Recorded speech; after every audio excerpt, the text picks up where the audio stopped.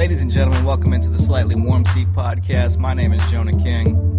I'm here with a very special guest. I say a lot of them are special, but this one is truly a special guest. It is Jordan Palavra. You've probably seen him around campus. Pretty prominent face over the last 3-4 years here. Jordan, how are you doing today? I'm doing well, sir. That was a great intro. I have to pay you for that one. I just came up with it off the fly, but it's pretty easy. You've been the president of BSA. You've been in the MAC. What is that? Multicultural Activities Council. Yes, sir. Among other things. So, I mean, you're a man that needs no introduction, but I'll give you one anyway. Speaking of all this stuff you've done, the first thing I have for you that I was really interested to hear your opinion on is how you felt about USFSP over the years, because you're in your fourth year? Yeah, fourth year. Yeah. And, you know, you came in the same year I came in, and USFSP has changed a lot over the years. What have you felt like has changed, and has there also been things that have stayed the same? Things that have changed. Let's see. First off, what's it called? The reef. The reef has changed a lot from when I first came in here. So that's more of a smaller thing, but it used to be buffet style for those that didn't know. So that was a great thing. You'd go in there, swipe your card one time, and you kind of just go ham. So that was one thing that has definitely changed. Now they racked up the price on everybody. But shout out to the reef. I mean, they still pushing. The basketball court has changed. My freshman year, there used to be a lot of people out there, consistently. I remember. But now it kind of died down. Now it seems like volleyball is the next hot sport out here. So that's one thing that's changed. Definitely the new buildings that have been out here. Yeah, we're looking at one of the big changes right now is the College of Business. Mm-hmm. How do you feel about that? Because you're not a business major, are you? Or not business, accounting specialized. Accounting. But, I mean, that kind of has to do with the whole College of Business. How did you feel when they're like, oh, we're just going to build this massive $10 million building as I'm coming towards the end of my college career? I was just excited to actually see it happen. I was expecting it to be built after I left, so I'm just happy that I could see it. It's a dope building. It's real nice in there. So I didn't get to experience it for my full college career, but at least I got a little taste of it. Anything you felt that stayed the same over these years? Let's see. The atmosphere, like the culture here, everybody's like real family kind of culture. Everybody has their little, I don't want to say cliques, but like their little groups that they stay with. Right. It's just like a family feel. You can't do something here and not expect to hear about it 2 minutes after, so you got to watch yourself. Yeah, that was honestly when I wrote that about things that have stayed the same, because so many things have changed from the fields outside to the volleyball court wasn't even here. I remember when it was just green grass, and now there's a volleyball court down there. There's a soccer little field over there. So, like, ridiculous amount of things have changed. But, yeah, the culture still remained the same, even as they continue to try and add more students and whatnot. You're a basketball fan. I'm a basketball fan. You're a Celtics fan, and they're in a really interesting spot right now. They're in that, I believe they're the second seed right now. Pretty close. Yeah, I think they were tied for first. I was talking with Gavin yesterday. He's telling me they were tied for first, but they're a game behind the Cavaliers. So, do you give them chances to beat LeBron if they meet in the conference finals? That's tough. I mean, the Cavaliers are stacked, so I definitely think the Celtics will give them a run for their money. I'm not going to say that they would definitely come out with the W, because that's not even me to say, because the Cavaliers are just stacked. But the Celtics are definitely a great team. Got Isaiah over here averaging almost 30 points. So, yeah. Hey, were you a Celtics fan back when they had the initial big three of Garnett and Pierce and Allen? So, yeah, the reason, first off, disclaimer, I am not a bandwagon fan. Because you'll see like some teams spark up, and then you'll have those people that are, oh, yeah, I'm a Celtics fan now. But no, I was born in Providence, Rhode Island, so that's the reason why I'm a Celtics fan, because I'm a Celtics, Patriots. I don't really watch much of baseball and hockey, but Bruins and, what is it? Red Sox. Yeah, the Red Sox. So yeah, stemming off of that, I was born in Providence, Rhode Island, so I kind of just got to rep all the New England teams.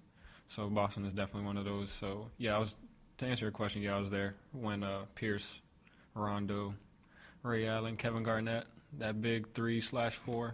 So, yeah, I was definitely rooting for him then. So are you? Because I'm a LeBron hater on principle. I just can't stand watching him. Yeah. Even though I'll admit he should be the MVP every year he's played in the league practically. But I mean, he had a lot more impact on Celtics fans way back in the day. Do you have any LeBron hate, or you just I'll respect him because he's really good at basketball? Yeah, I give him the respect. I mean, he went back to his hometown, got the ring, so that's really when he got my respect. When he was on the Heat, I was kind of like, all right, it's LeBron. It's just LeBron. I was like I gave KD more respect. I was like, all right, KD's the best player in the league. But right now it's like, all right, LeBron kind of got it. He got his ring, so. Who do you got in the finals? Let's see. That's a rough one. I want to say Golden State. Just go with the hype. So I'm gonna say Golden State and I want to say my Celtics, but I don't know. It's gonna be tough. Celtics or Cavs. Yeah, I think it might just be a repeat. I just naturally hate all Boston teams for usually because they're winning all the time.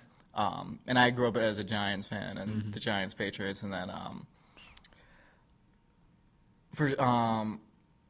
once I hated the Patriots, I just naturally hated all the other Boston teams. The Celtics, I don't have a vitriol towards them, but I probably wouldn't cheer for them when I'm watching them. But when they play the Cavaliers, I'm a diehard Celtics fan. For that. Yep.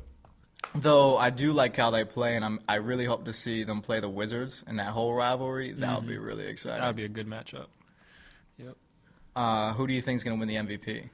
MVP, who's in the running? It's LeBron. It's Harden. the big conversation so far. No is question. This has got to be Westbrook and Harden. You think Westbrook? Yeah, definitely. Dude, averaging a triple double. See, I've tried to make the Westbrook argument, and everyone says Harden, and I'm like, he doesn't play no defense. Exactly. That's like half the game. Yeah. And it's great that I could get the argument that his offense is so good it almost negates the fact that he has to play defense, because if you can't stop him, then he's gonna score every time, and no matter if you score on him, he's just gonna score every time. But with Westbrook, people have said, oh, look at his team, and I say, look at his team. He's throwing the ball to Steven Adams. Oladipo's okay, and then the rest of them are pretty Yeah. And he's still averaging 10 assists. Yep. Which is ridiculous. That means he has to pass the ball to somebody and hope they make the shot. It's going to be interesting in the playoffs, though, because 7-game series, you kind of have time to adjust, whereas one game you have one chance to get that W. So 7-game series, you might have a coach that, hey, we're triple teaming Westbrook, and that's going to be interesting. Yeah, I don't think they can really go far in the playoffs with that team, because you'd have to have Westbrook play out of his mind. That's going to be interesting for the Celtics too, because Isaiah Thomas. Yeah. Our team's going to be able to stop him. My thing I was thinking about, if they're going to be able to beat the Cavs, is Isaiah Thomas is going to have the best 5 or 6 games of his life, because he could have the best game of his life, and you'll have Kyrie go off for 30 and LeBron go off for 30. Their team is just stacked. Makes no sense. And they just got Darren Williams, too. So Kyle Korver, their team is stacked.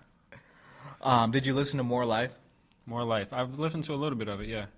Are you a Drake fan? Did you enjoy it, or I give Drake his credit. I want to say I'm a super hype beast, Drake fan. I'm writing down all his quotes, but so far his album's been. I haven't found a bad song, but I haven't found that one song that's oh my gosh, this is it right here.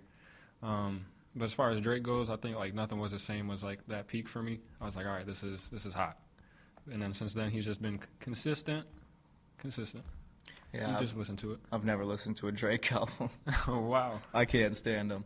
I've always felt, I'm sure people would hate me for saying this, but I've always thought, and you can give me your even kill critique, but I've always thought he was as far as a rapper goes, because I hate to consider him a rapper, but he raps. He puts bars together, and sometimes they're okay. But I've always thought he was a poor man's Lil Wayne. And when I say that, it's because it's kind of their vocal intonation. And Lil Wayne got, this is I've came to around Lil Wayne a little bit more recently, especially with the Carter, going back and listening to the Carter 3. But the songs that I dislike Lil Wayne is when he gets that nasally, high-pitched voice thing going on. and I always thought Drake was kind of doing a poor man's impression of that when he was rapping. But that's just me. Yeah, I don't know. It's like he kind of raps, he kind of sings. He's like in that little middle ground. But one thing I'd give him is like he kind of started a trend, because like once he started giving his like getting in your feelings type of music, like now you see like people like Bryson Tiller, Party Next Door, Weeknd, like he kind of brought those people in, not like dimming down their shine or anything. Like those are all great artists on their own, but Drake kind of like made it okay, I want to say. So yeah, that's that. But he's, as far as bars go, you can get people that would destroy him. I'm saying like Kendrick, J. Cole, those are definitely the people he's not really trying to mess with, but that's them. Like even someone like Eminem, I'm not much of an Eminem fan, but people like that just drop bars, but that's not really what people are trying to listen to nowadays. It's more of if you got the nice trap beat with a nice hook. Well, my argument with Drake has always been that the beats, whoever's produced for him, and like I look back, the one name that I've only, because I don't do my research, but I know Boy Wonder is one of the producers. He produced like, I don't know if it was 0 to 100 or one of the like some of his tracks that were like super hot back in the day, and he's always had the most amazing beats. Yeah, like that's all you need. Whoever produces, he just gets produced great stuff. I think that was the reason why it was so easy to claim him as a winner over Meek Mill, because one, Meek Mill's really not that good, but and you can't understand half of what he says, so really it was a pretty easy competition for him. But the beat to what was that song? There was Charged Up, and then there was the second one that was Back to Back. Back to Back. Like the beat for that was just fantastic. Yeah. All he had to do was be competent on it. You know, he had a couple good lines in there, but he was competent on it, and it's like, oh my God, he destroyed him. Yeah, it's like a T-ball. The ball's out there, you just got to swing. Pretty much, they just put it on a little platter. You kind of see that with Nicki Minaj or Remy Ma. Like they kind of, I feel like Drake is kind of coaching her, like, hey, yeah, she just came for you, but kind of sit back and actually come out with a decent song. Right. That's actually going to get airtime. How did you feel about, like, I didn't even think about that as far as beefs go, because we'll talk about Jay-Z and Nas in a second. But I was looking at that and trying to kind of think, like, who's the winner out of this? And I felt like I was telling people I didn't really think Remy Ma's going at him was, or going at her, excuse me. Remy Ma's diss track was, like, it was good in moments, but it didn't really put her over Nicki Minaj, and then Nicki Minaj comes back with a little club track diss sort of thing. Like, how did you, like, where do you feel they both ended up on that? Well, I didn't even listen to the full Remy Ma track. I like probably listened to, you know, like on Instagram they have the videos or whatever. Right. So I probably listened to like maybe 30 seconds of it. I was like, all right, she's throwing some fire her way. So I was like, okay, cool. I was kind of interested to see what Nicki was going to do. So she really ain't come too hard. She kind of just minded her business, like, hey, I'm making more money than you, this, that, and the third, and kind of just kept it pushing, which I feel like was the better route, because at the end of the day, I mean, she is making more money. She is a little bit more successful as far as monetary value. I mean, there's different ways to measure success. But she kind of just kept it pushing. So I kind of give her that when she took the high route, like, hey, I'm making more. I'm out of here. Peace. Yeah, and I think the issue for Remy Ma is because I never really heard of her before that, and her being an unknown, if there's any way you're going to attack Nicki Minaj, you're going to have to, I think you'd have to show you have the better bars, you're the better lyricist, you're better. Like, I think she just tried to hit all these personal attacks, and at the end of the day, it just kind of fell flat. But it had a little bit of that. It wasn't anywhere close to Jay-Z and Nas, obviously, but with those two, that was kind of the same basis. Nas was not the more commercially successful rapper. He was obviously very commercially successful. But Jay-Z was the brand, the business. You're a Nas fan, yeah? Yes, sir. Are you a Jay-Z fan? I wouldn't say I'm a Jay-Z. I don't knock his hustle, like, but I don't know all of his lyrics, because I'm not out there really repping Jay-Z. So would you put Nas over Jay-Z? Yeah, definitely, 100%. That's interesting. I personally think Jay-Z's overrated. Like, Same. he's good, but he's not great. Nas is great. Expectations for the new Kendrick album? Let's see. I liked his last album. That was, to be honest, I feel like it didn't get as much playtime as it should have. Are you talking about Untitled or are you talking about Butterfly? Untitled. So interesting. yeah, that album's a very interesting listen. Yeah.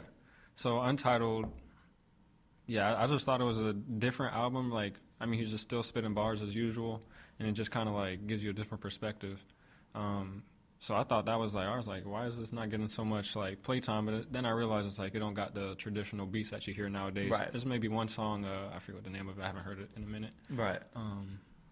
Should have slipped my mind, but anyway, it didn't have the traditional beats on there, so that's why I think he didn't get that like radio playtime, like just everybody hyping it up, because you really have to, you really got to like sit down and listen to it. Right. So I think that's one thing.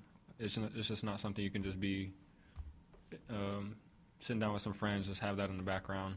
Right. Is you actually got to sit down and listen to it. Something you got to like sit with yourself and almost like. And Butterfly was kind of like that too. Butterfly had some more To Pimp a Butterfly, obviously. Yeah. But it still had kind of like your like King Kunta and It's Gonna Be Alright. And then there was I was between Blacker the Berry and King Kunta's my favorite songs, but yeah, like that. It wasn't, and that was funny because it wasn't really a traditional album either.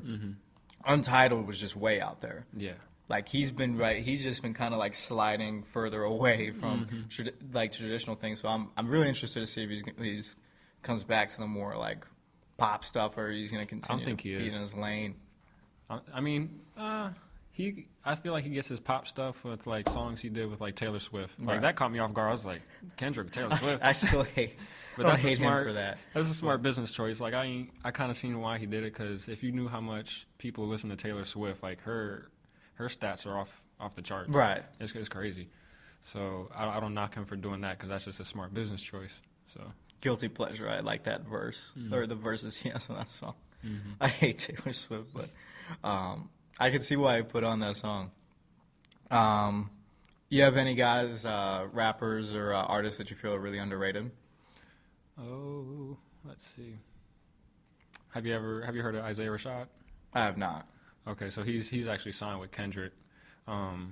He's probably like one of the people I listen to consistently. I got his track in my car. Like, he just got bars. And he kind of has like a Kendrick flow, but it's just a little different. Like, he has a little distortion over his voice, so it kind of switches it up. I definitely take a look into that guy. So that's one person I think is very underrated. But I think he'll come into his own in the future. All right, listeners. Jordan has spoken his piece. Listen to Isaiah. Isaiah Rashad. Isaiah Rashad. Jordan has really good music taste. So that's for you listeners. What does the future hold for you? Switching gears a little bit. Ideal place to work, or what are you looking to move up to? So over here I'm studying accounting. But I'm not trying to be an accountant my whole life. So what I'm trying to do is... I don't blame you. Yeah. So what I'm trying to do is just get a basis of the business world. So you can't do anything without knowing the numbers. So that's where accounting comes in. And with accounting, I want to add something on top of that. So I want to be like a chief financial officer of something similar to like Tesla, or something innovation-based. So it could just be futuristic, so I can have like good job security. So I want to do something with technology. Hopefully invent something. So I need to meet some engineers, throw some ideas their way, and let them work. So, You an Elon Musk fan? He's an interesting dude. He has some like really good, I don't want to say good, but like really different perspectives. I think it challenges what people are stuck in now. Is there something you're looking at? Because like he wants to land on Mars and stuff like that. Is there something crazy you're looking to like change the world? Me personally, I just like look at things that we use every day and say, how can we switch this up? Like, we sit in chairs all day. How can we make a chair more efficient? Things like that. You pump your gas all day. How can we make that gas cap more efficient? Like, I don't know. There's little things I look at all day and think about how can I make it better? So it's kind of similar to that, but when you're like 50, 60, you're kind of up there in age. What have you hoped to accomplish by then? What keeps me going is I want to one day have a scholarship in my name, have a building in my name. There you go. And the scholarship specifically, I'm a first generation American first generation college student. So I want to like really cater to those people in that same boat as me that kind of came into college and was kind of blind. Like I really ain't know what I was doing. The only reason why I kind of got on track is because I got involved and like I networked with people. Hey, what are you doing? Hey, what are you doing? Just ask questions and got like I kind of found my little track. But even then, I'm still kind of lost at the same time. So yeah, those are some things that I hope I get accomplished by then. Have a scholarship and have a building named after me. Just for me, success is not really money. It's how many options I got. That's one thing that I heard, and I was like, yo, that kind of blew my mind. Because I mean, when you die, you don't take the money with you. But if you have a lot of options when you're alive, like, hey, even if this falls through, I can still go do this. That to me is success. So, What's the most important thing, coming back to college a little bit, is what's the most important thing you could tell incoming freshmen? Incoming freshman. Let's see, me as a freshman. As a freshman, you got so much time, it's ridiculous. Like, so I'd say just enjoy that free time, really get to know yourself, know what you about. Don't let anybody steer you different. That's one thing I think I did well with. I didn't let anybody really steer me. I'm like weird. I consider myself weird. I kind of stay out of the crowd. Like I'll be in the scene, but if you see me like in the scene, I'm like always the one outside, like kind of just observing. Right. So I'd say just stay true to yourself, and also keep your circle real small. That's a good point. Yeah, keep your circle small. I mean, if you are in a big circle at the moment, you're gonna see It dwindles. Yeah, people fall through, but it's nothing bad. It's just people change, people grow. So thanks for the invite. Of course. Wish you the utmost success. Keep grinding. Of course. Yeah. All right, it's been a pleasure. Yeah. All right, it's been a pleasure. Yeah. All right, it's been a pleasure. Yeah.